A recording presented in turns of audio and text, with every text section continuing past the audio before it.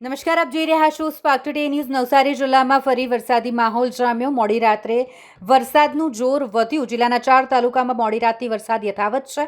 નવસારી, જલાલપુર, ગણદેવી અને ચીખલી તાલુકામાં વરસાદ વરસી રહ્યો છે। જલાલપુર તાલુકામાં 5 ઇંચ જેટલો વરસાદ વરસ્યો। ગણદેવીમાં 1.5 ઇંચ, ચીખલીમાં 2.5 ઇંચ જેટલો વરસાદ। અન્ય 2 તાલુકા વાંસદા અને ખેરગામમાં ઝરમર વરસાદ વરસી રહ્યો છે। જિલ્લામાં વિતેલા 24 કલાક દરમિયાન સરેરાશ 2.66 ઇંચ વરસાદ વરસ્યો। ગતરોજ મોડી સાંજ બાદ જામેલો વરસાદી માહોલ યથાવત છે।